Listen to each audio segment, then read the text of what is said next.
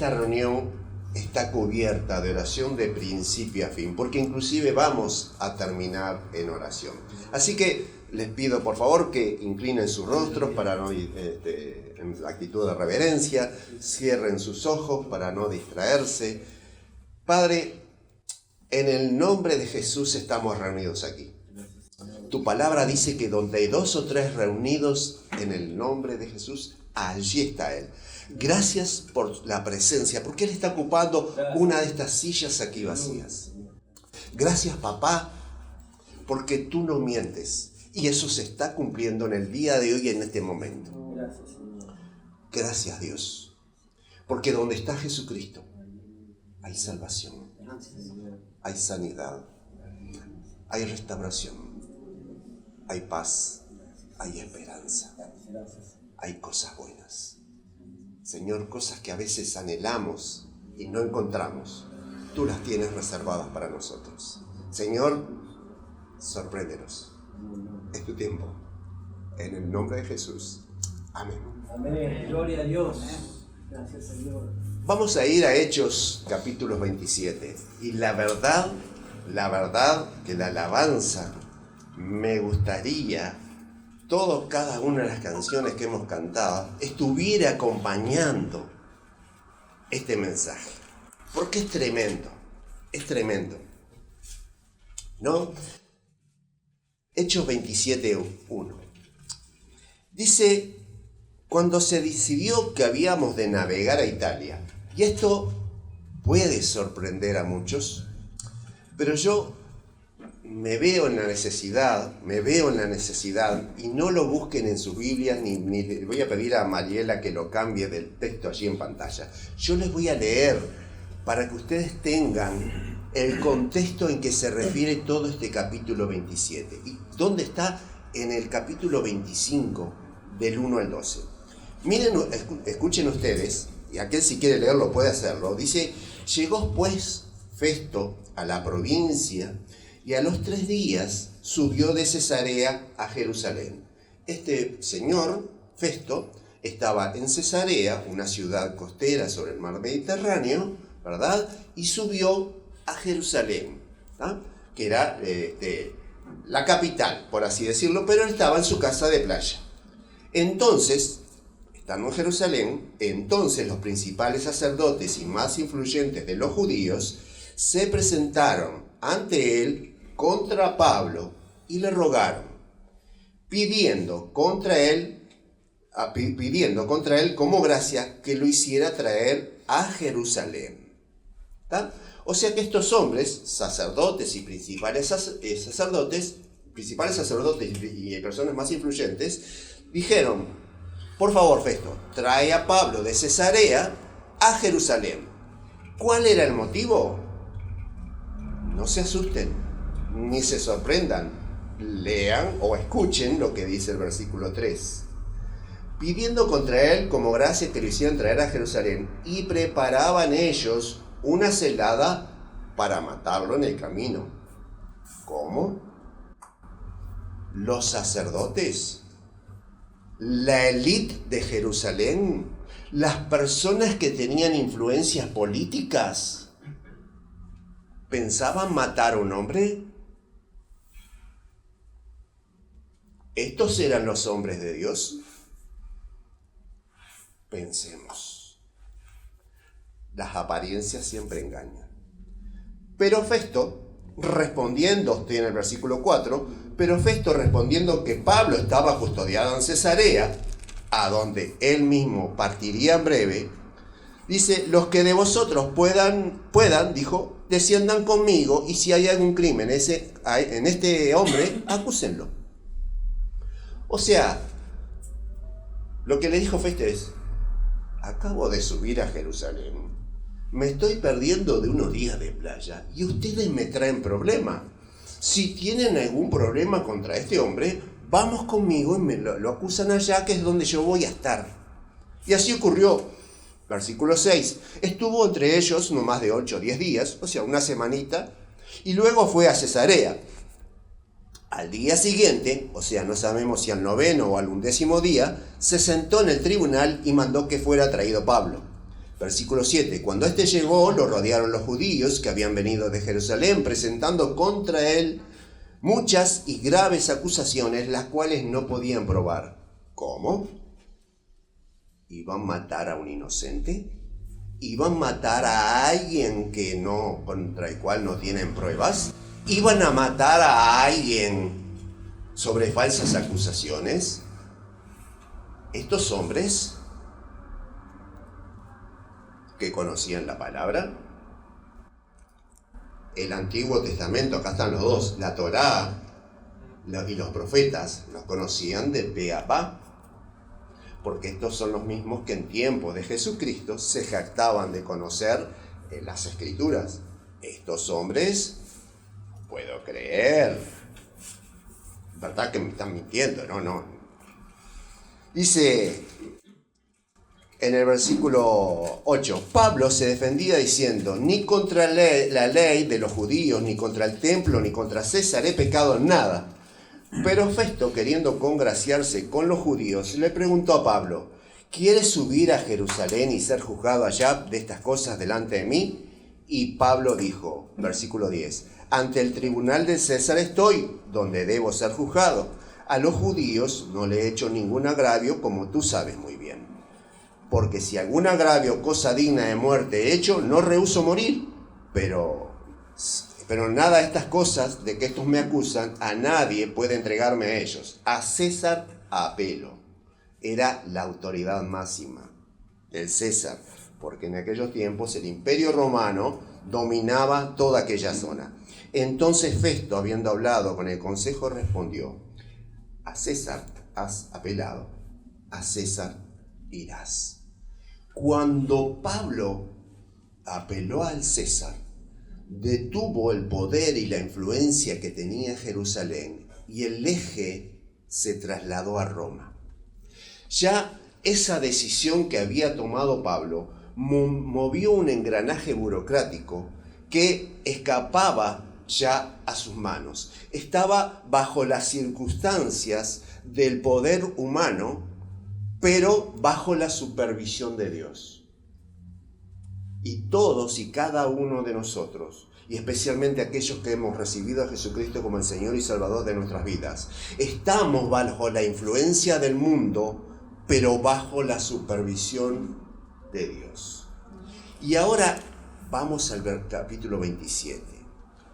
Entonces, dice, cuando se decidió, ahora entienden cuando se decidió, ¿quién decidió? Pablo no decidió, decidieron las autoridades, ¿verdad? Cuando se decidió que habíamos de navegar para Italia, ¿verdad? Habían de navegar para Italia. Obviamente iban a ir en barco, y necesito, para que vayan comprendiendo, en aquellos tiempos no había barcos de pasajeros, no había agencias de viajes. O sea que los traslados se hacían en barcos de carga. No habían barcos que fueran de un destino a otro. O sea que los barcos estaban sujetos a la mercancía que llevaban. ¿Cómo eran esos barcos? Ni se los imaginen como nos muestran las películas, la mayoría de barcos, o de barcos piratas, de galeones, o de ese tipo de barcos. No era nada de eso. Se parecían más a los barcos que usaban los egipcios en el río Nilo. Esos barcos podían tener desde una sola fila de remos hasta 5 filas de remos. ¿Tá? Esos de 5 filas de remo eran quinti reme, ¿verdad?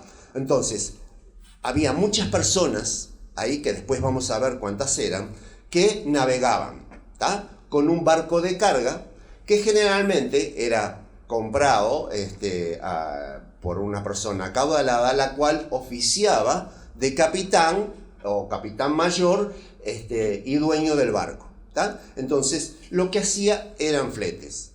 Ustedes imaginen que en ese tiempo a Pablo le tocó viajar en un barco portacontenedores. No estaba acondicionado para el transporte de pasajeros, ¿tá? Un barco portacontenedores, en el día de hoy, con toda la tecnología, obviamente no tiene remos, no lleva más de 20 personas, 25 de personas para controlar el barco. ¿Tá? O sea, imaginen ustedes qué tan fácil es hoy manejar un barco. Pero en aquel tiempo se llevaba muchas personas. Entonces dice, cuando se decidió que habíamos de navegar para Italia, entregaron a Pablo y a algunos otros presos a un centurión llamado Julio de la compañía Augusta. Entonces, miren la circunstancia de Pablo. No lo quieren en su tierra, lo quieren matar, está solo, se siente desamparado, lo entregan en manos de un extranjero que lo custodia y va a una ciudad que quizás nunca fue a presentarse ante un hombre que no conoce. Qué incierto su futuro. Pero también tenemos que recordar que viene, como muchos de nosotros, con un pasado atrás. Viene huyendo de ese pasado, que lo acosa y lo lleva hacia un futuro incierto. Incierto para él y hasta en ese momento. Pero vamos a ver qué es lo que acontece. Porque esto es para hacer una película, es una aventura, una verdadera aventura. Yo no sé si hay algún otro capítulo en el libro de Hechos que tenga tanto y tan ricos detalles. Dice, nos embarcamos en una nave adramitena. ¿Tá? O sea, era de la ciudad de Adramita, o sea, del mar Adriático, para decirles más claramente, que iba a tocar los puertos de Asia, y zarpamos. Estaba con nosotros Aristarco, macedonio de Tesalónica. Yo les voy a pedir que presten atención, tanto a las aquí presentes como a aquellos que lo van a ver en diferido a través de las redes sociales, en YouTube, etc. ¿Cuántas personas había acá junto a Pablo cristianos? ¿Cómo que no? Me dicen que no acá los presentes. Pero es obvio. A ver, estando con nosotros Aristarco, Macedonio, voy a ayudarlos, porque capaz hasta atrás de cámaras no saben. ¿Quién escribió el libro de los Hechos? Lucas. Muy bien. ¿Quién está presente según Hechos 27:2? Aristarco. Muy bien. ¿A quién llevan preso? A Pablo. Tres cristianos. ¿En cuánta gente? Ni se sabe. Bueno, en el versículo 37 dice, y éramos todas las personas en la nave 276. 276 personas que tienen un rumbo, un destino diferente al mío, pero que circunstancialmente transitamos en el mismo vehículo. Si lo quieren pueden llamarlo un bus, un colectivo, un ómnibus, y vamos con 40 personas. Si quieren nos llevamos a un tren de pasajeros, que acá en Uruguay prácticamente no hay, y hay cientos de personas. Lo mismo si vamos en un avión, no hay cientos de personas. O como hay en otros países, en un metro, y quizás van hasta miles. O llevarlo a este mundo, que hay 8.000 millones de personas. Todos circunstancialmente transitamos el mismo camino con diferentes destinos. Bien, nos embarcamos en una nave adramitena que iba a tocar los puertos de Asia y zarpamos. Estaba con nosotros Aristarco, Macedonio y Tesalónica. Dice, al otro día llegamos a Sidón. Esto parece muy fácil, pero miren ustedes qué bien les iba. Recorrieron 112 kilómetros en un día. Espectacular. 112 kilómetros en un día. Y Julio, tratando humanamente a Pablo, le permitió que fuera a los amigos para ser atendidos con ellos. Esto, más que un viaje de estar preso, era espectacular. Vas a un puerto, mientras cargan y descargan la mercadería, a vos te permiten ir y para dormir en la cama, en una cama, visitar a los amigos, comer unas pizzas, charlar, predicar la palabra, compartir tiempo. Espectacular. Esto es sensacional. ¿Quién estando preso no querría vivir en esas condiciones? Pero bien, noten ustedes que era circunstancial. ¿Tá? Las cosas aparentemente iban bien. Y aparte dice, tratando humanamente. Versículo 4. Y haciéndonos a la vela, desde allí navegamos a Sotavento de Chipre, porque los vientos eran contrarios. No sé si todos tienen Sotavento.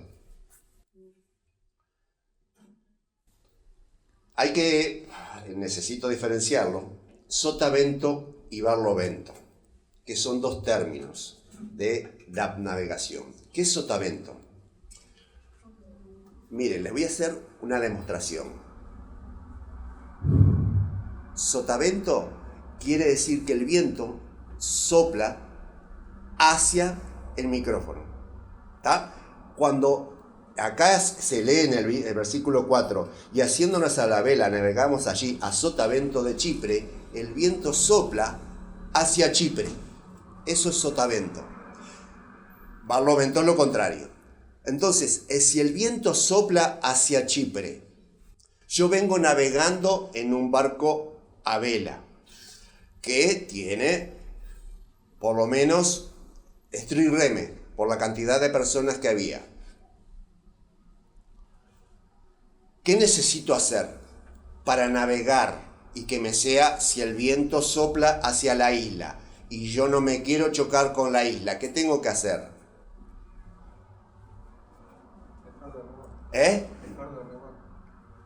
O seguir navegando protegido por la isla.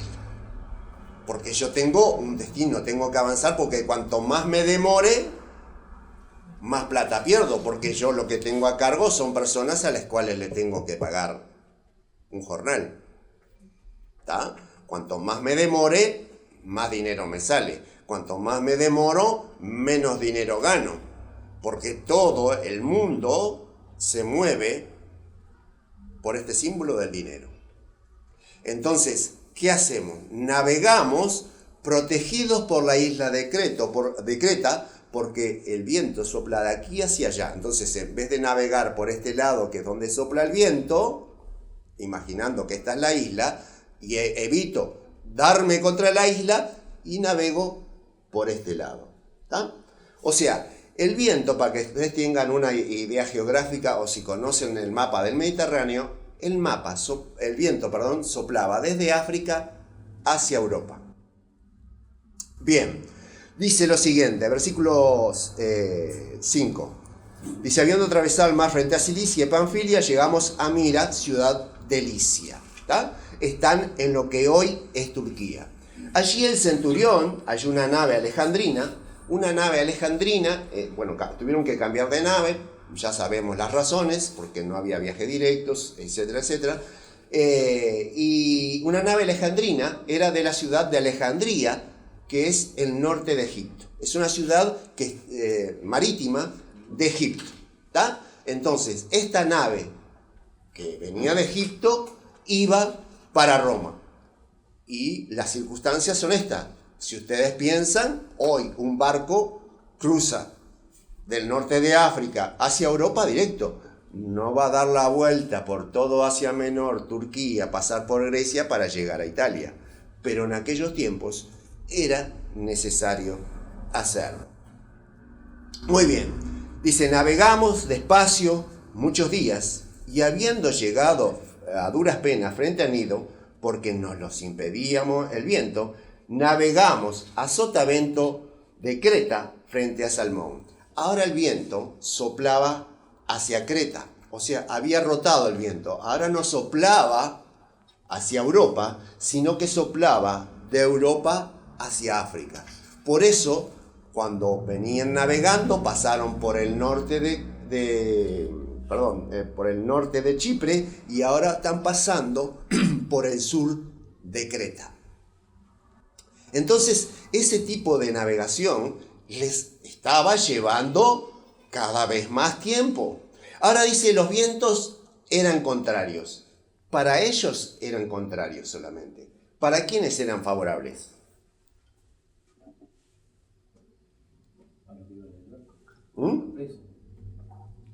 No necesariamente, porque todos, sí, para los presos, porque capaz que estos 3 presos, porque cuanto más se dilataba el tiempo de juicio, podemos decir. ¿Saben para quién eran los vientos favorables? Para los que iban para el otro lado. Para mí, que voy para aquel lado, me son contrarios.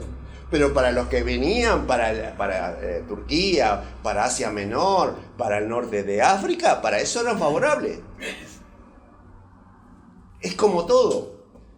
Si yo voy en bicicleta o corriendo, que son 2 cosas que me llevan cierto esfuerzo físico, si voy para allá, por ejemplo, puedo ir con el viento a favor, pero cuando vengo para acá vengo con el viento en contra. Eso me lleva un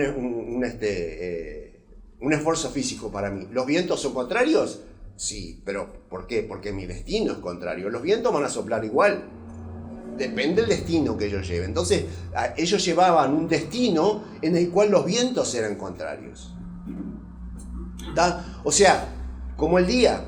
El día amanece para todos igual, el sol sale para todos igual. Para algunos será bueno, para otros será malo. Acá igual. Los vientos no eran contrarios por nada en especial, sino que para el destino que llevaban. Bien, entonces seguimos. Ahora, después de costear con dificultad, llegamos a un lugar llamado Buenos Puertos, cerca del cual estaba la ciudad de Lasea. Miren ustedes lo que les decía. Como habíamos perdido mucho tiempo, el factor tiempo está pesando, había una proyección, había un cronograma, una bitácora para viajar, entonces se estaba achicando las ganancias, había ciertas expectativas, ¿verdad? Obviamente que los presos no tenían apuro, pero sí el capitán del barco y quizás hasta los marineros que querían llegar para determinada fecha, especialmente porque querían pasar el invierno cerca de sus casas. Dice, como habíamos perdido mucho tiempo y ya era peligrosa la navegación por haber pasado ya el ayuno, Pablo los amonestaba. Primer día navegamos 112 kilómetros.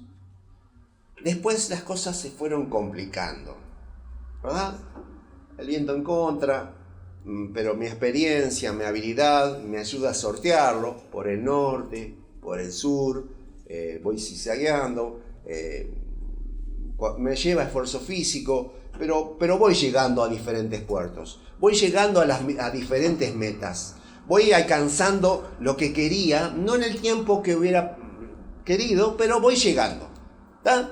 No solamente yo, sino también quienes me rodean. ¿Ah? Entonces, en esta situación, parece que a pesar de las dificultades, como se dice, por lo menos acá en Uruguay, la vamos remando. Inclusive hasta en una publicidad, recientemente aparecen 2 remeros y olímpicos y dice, la vamos remando. La vamos remando. Y era literal, ellos la iban remando. Así que la vamos remando. Pero noten ustedes qué es lo que aparece, ¿no?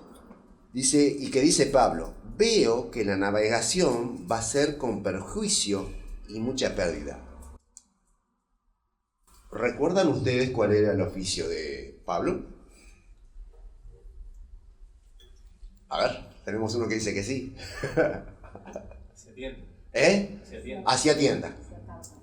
Le podemos decir que era un carpero, porque hacía carpas, tiendas de campaña. Muy bien, era carpero. ¿El carpero está opinando sobre asuntos marítimos? Es como si yo, que no toco ningún instrumento musical, que sé que existe un pentagrama y conozco la clave de sol y después, olvídense, vaya a opinar de la alabanza o de la música, está fuera de lugar. Está fuera de lugar. Pablo se puso a opinar de asuntos marítimos. Pero es que la experiencia de Pablo, en su bagaje por todo el mundo conocido de ese entonces, era muy amplia. Pero además tenía un asesoramiento muy especial. Y ustedes saben de quién venía. Pablo los amonestaba diciéndoles: veo que la navegación va a ser con perjuicio y mucha pérdida, no solo del cargamento y de la nave, sino también de nuestras vidas. ¿Cómo? ¿Vos decís que nos vamos a hundir? Es una locura. Dedicate a hacer carpas, ocupate de lo tuyo y nosotros de lo nuestro. Obviamente, ocurrió lo que tenía que ocurrir, versículo 11. Pero el centurión daba más crédito al dueño y al capitán de la nave de lo que Pablo hacía. O sea, empezaron a opinar los expertos.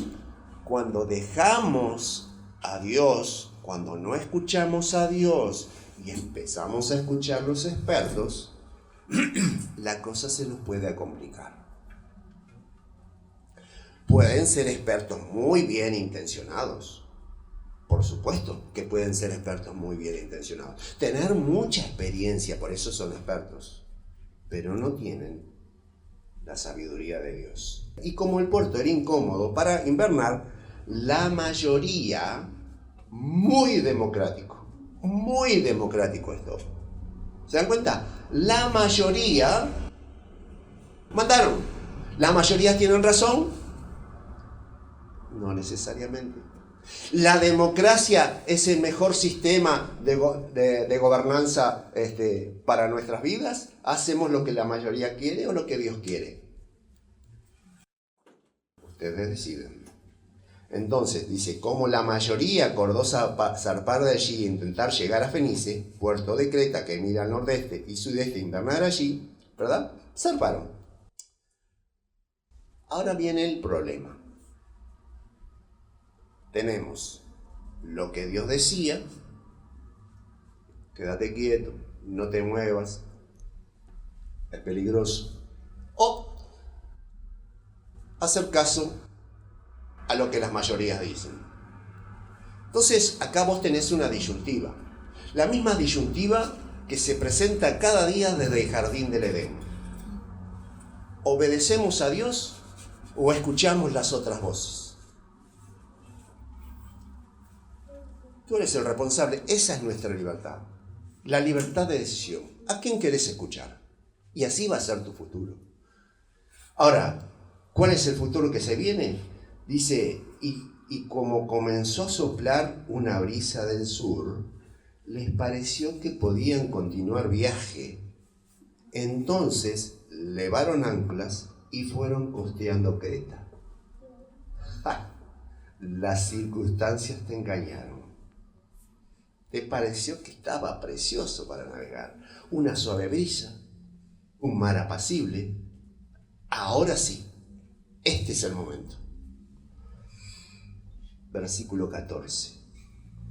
Pero no mucho después dio contra la nave un viento huracanado llamado Eurociclón.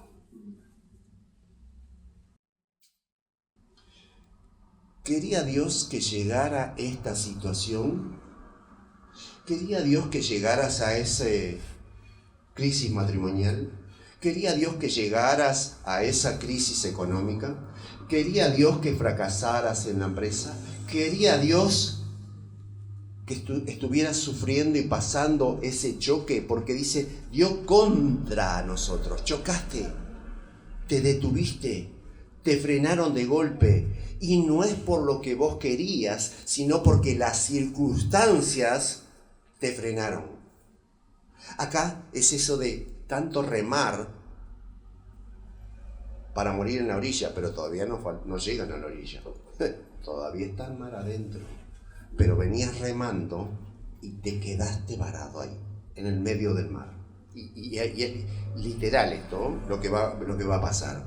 Pero Dios dice, ¿te parece que obedecer a Dios es una locura? Bueno, sé cuerdo con la mayoría. ¿Te parece que hacer caso a un hombre que es inspirado por Dios es una tontería? Bueno, hacele caso a los inteligentes que te asesoran.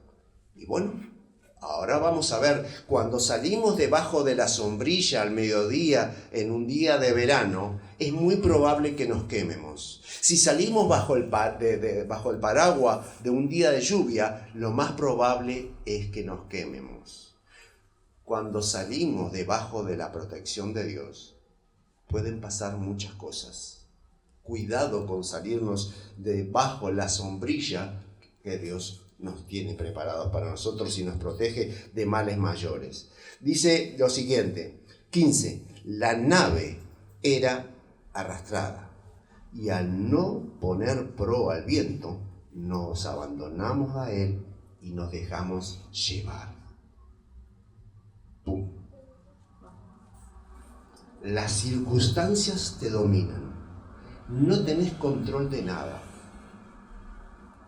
Comienzas a sentir una incertidumbre, una inseguridad, una falta de dominio y de control de lo que era tuyo, de lo que era tu máximo poder de control que tenés. Puede ser un negocio, una inversión, lo cual vos tenías asegurado, bueno, con esto paso al frente. Con esto dejo de ser pobre, o con esto, esto o aquello. Vos tenías muchas esperanzas y cifrado tu futuro en eso. Y de repente da contra vos ese viento y empezás a perder el control. Y dice así, nos abandonamos a Él y nos dejamos llevar. Te dejas llevar por lo que dice uno, por lo que dice otro. Ya no tenés capacidad de decisión. Si no, pregúntenle al presidente de la calle y a todos los presidentes del mundo desde marzo de 2020. Si tuvieron capacidad de decisión sobre muchas cosas que ocurrieron en el mundo. Ninguno pudo decidir sobre sí mismo, sino sobre las circunstancias que lo estaban rodeando. 16. Después de pasar a Sotavento por una pequeña isla llamada Clauda, con dificultad pudimos recoger el esquife. El esquife era un pequeño bote salvavidas que llevaban enganchado atrás. No es como los botes salvavidas que actualmente se llevan a bordo, en este caso se llevaba enganchado atrás. Pero el tema es el siguiente. Estamos a la deriva, estamos a lo que el viento nos lleva, y el botecito es más liviano. Las olas, la corriente lo llevan y empieza a golpear contra el barco. Entonces el riesgo y el peligro es que vos te quedes sin ese bote de salvación. Entonces vos te aferrás a tu bote de salvación. Bueno, tengo estos ahorros, los voy a sacar del banco, los voy a tener en casa por si los preciso. Siempre buscás rescatar algo. Siempre te querés agarrar de algo que te dé cierta seguridad, porque ves que toda tu estructura se está viniendo abajo y no tenés control. Pero vamos a salvar algo, aunque sea esto, y lo vamos a usar, porque dice, una vez subido a bordo, usaron de refuerzos, el esquife, ¿no? Las cuerdas la usaron de refuerzo para asegurar las amarras de la nave. ¿Ah? Necesitaban cuerdas. Querían salvar todo lo que pudieran, pero aún no había venido lo peor. Y por temor a dar en la Sirte es una zona de arenas, o sea, tenían miedo como estaban cerca de esa isla de Clauda, de dar en una zona arenosa que ellas conocían. Arriaron las velas y quedaron a la deriva. ¿Cuántas veces en la vida andamos a la deriva? No tenemos ni la capacidad de decidir qué vamos a hacer mañana, o a veces qué vamos a comer mañana. Estamos a la deriva. Otros nos controlan, otras circunstancias tienen dominio sobre nosotros. Pero siendo combatidos por una furiosa tempestad el siguiente día empezaron a deshacerse de la carga. ¿Se dan cuenta? En esas circunstancias ya nada tiene valor.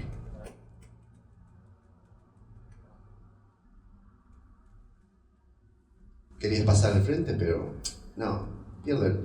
Como decimos, se fue el balde y que se vaya la cadena. Ya está todo perdido.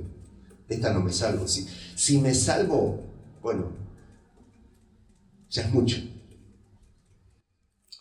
Comenzás a tener una visión negativa de tu futuro. Y ya las cosas materiales las vas dejando de lado. Pero noten ustedes este detalle. Dice, al siguiente día empezaron a deshacerse de la carga. ¿Quiénes? Un versículo más, Mariela.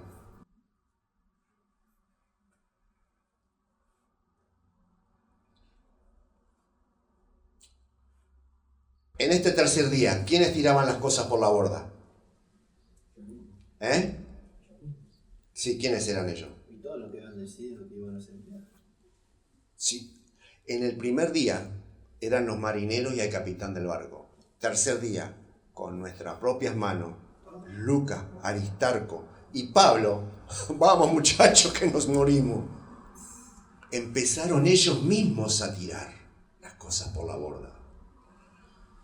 Entonces, esto, imagínate, ya empieza a tomar un pánico generalizado. Ya no es que los que están sin Dios están desesperados. Esto me empieza a contagiar a mí. Veo que pasan los días y yo, que había mantenido cierta distancia, empiezo a comprometerme porque ya no alcanza con orar ni confiar en Dios, que tenés que ponerte a hacer algo. Hasta ese momento eran los marineros y quizás Julio y su compañía de la Augusta eran los que estaban haciendo ese trabajo. Pero era insuficiente.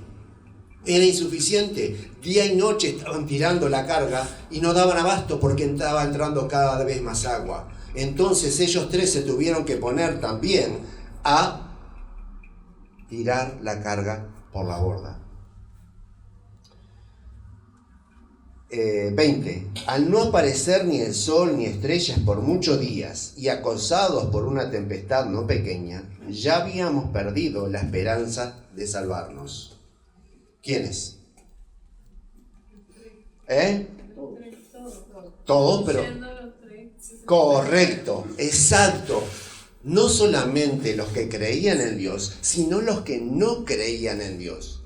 ¿Se dan cuenta?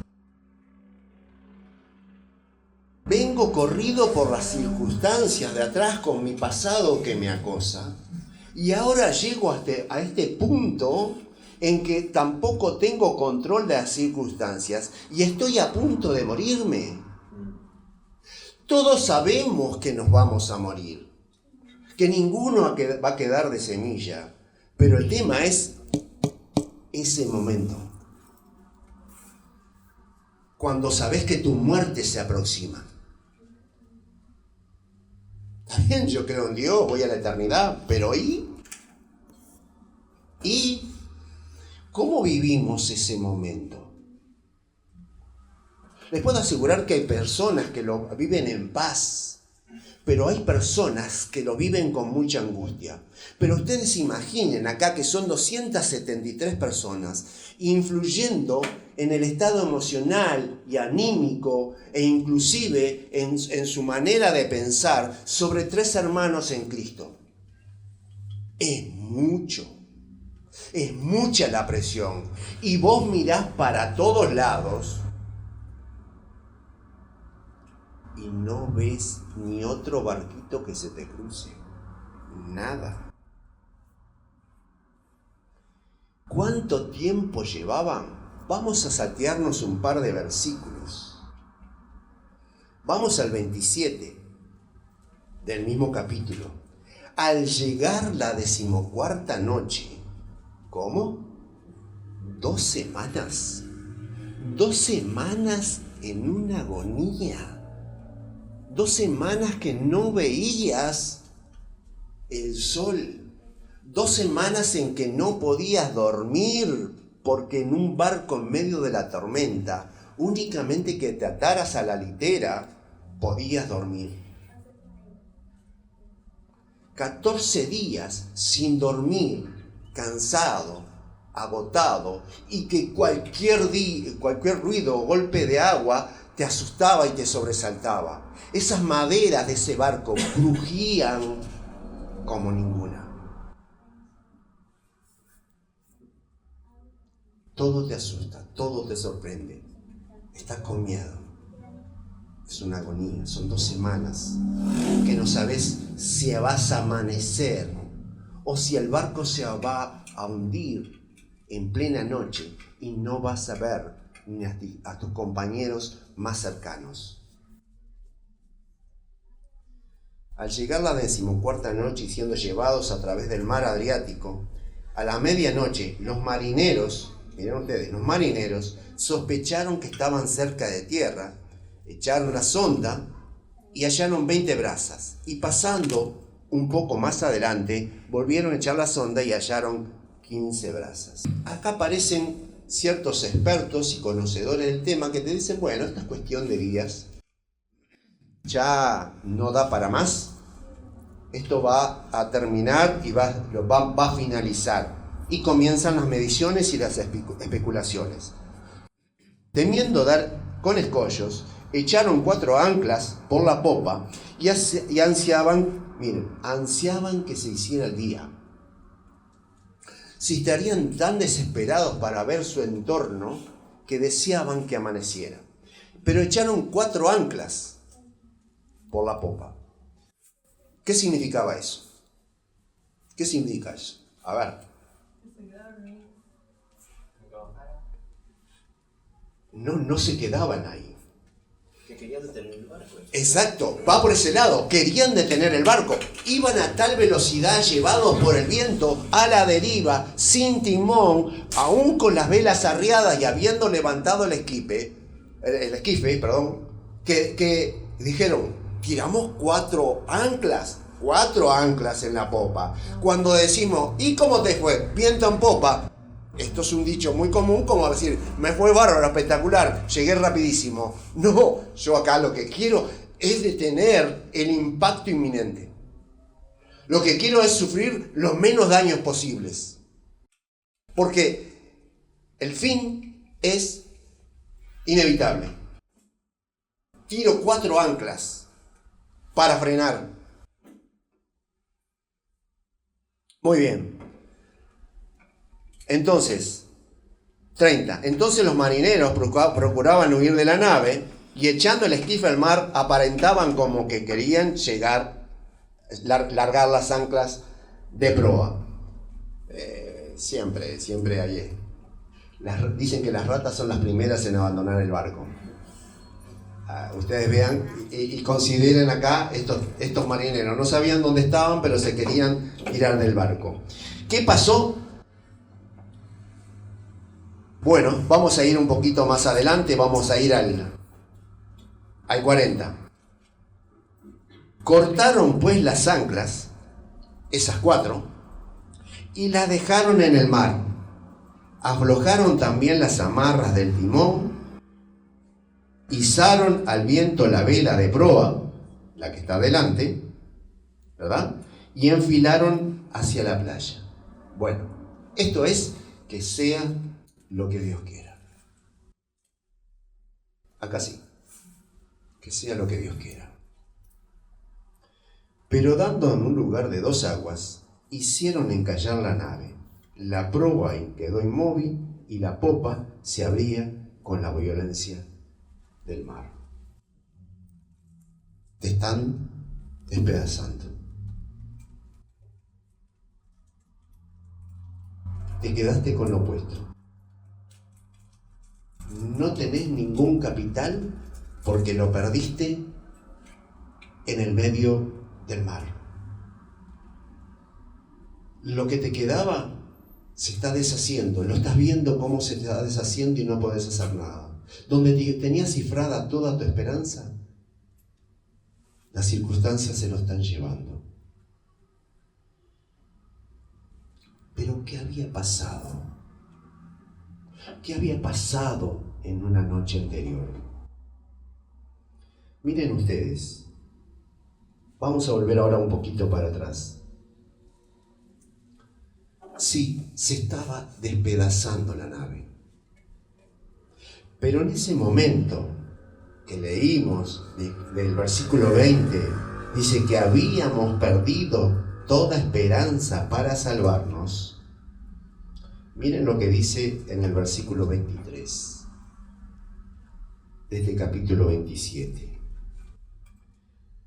Pues esta noche, en la segunda semana, en la noche número 13, que es de mala suerte, porque en la 14ª es el versículo 27, así que en la 13, perdón, en la que es la yeta para todos, dice, pues esta noche ha estado conmigo el ángel de Dios, de quien soy y a quien sirvo. ¿Tu vida es así? ¿Sos de Cristo y servís a Cristo? ¿O sos de Cristo y servís a tus intereses? Bueno, cada uno sabrá. De quién soy y a quién sirvo me ha dicho Pablo, no temas, es necesario que comparezcas ante el César. Además, la yapa de Dios te ha concedido que todos los que navegan contigo. Dios es tan bueno que siempre que llueven bendiciones, salpica. Salpicó a 3, mojó a 3, salpicó a 273. Si habrá sido abundante esa lluvia. Por tanto, ¿por qué les habla? Por tanto, tened buen ánimo. ¿Cuál era el ánimo de Aristarco, de Pablo y de Lucas? Si les dice que tengan buen ánimo. Tenían mal ánimo. Estaban desanimados. Tened buen ánimo, tened esperanza. Y le da una razón. Porque yo confío en Dios que así será y me ha dicho, con todo es necesario que demos en alguna isla. O sea, el tema es este. Hermano y hermana, presente y aquellos ausentes, pero que lo verán en algún momento de sus vidas. En la noche más oscura, en la noche que menos esperas, en la noche en que tu ánimo, tu humanidad no puede más, Dios se va a aparecer para darte ánimo. Dios se va a aparecer para darte una luz en medio de la oscuridad. Dios te va a aparecer para bendecirte, porque no estás solo en el medio del mar, estás con Dios. Cuando las circunstancias que te rodean son totalmente adversas, Dios tiene el control de todas las cosas. Así que no importa por lo que estés pasando, lo que vayas a pasar, recordá este pasaje. Dios está presente aún en las circunstancias más adversas. No importa el tiempo por las que vayas transcurriendo y pensar que Dios te ha abandonado. De ninguna manera. Dios está presente porque está dispuesto a bendecirte, no solamente a ti, sino a los que te rodean. Así que, hermanos, con este mensaje, yo no sé si ya lo viviste o lo vas a vivir, pero tenelo presente. Si ya lo viviste, reflexioná porque es de experiencia, capitalizá esa experiencia, bárbaro. Y si lo estás por vivir, recordalo, porque este es el propósito de Dios, que no te sientas solo ni desanimado, porque Él está presente en medio de la noche. Vamos a terminar en oración. El Ministerio Palabra de Vida desea conocerte. Síguenos en nuestras redes. Instagram, palabraDeVida.uy. Facebook, Palabra de Vida Uruguay. YouTube, Iglesia Evangélica Palabra de Vida. WhatsApp, 094 226 411.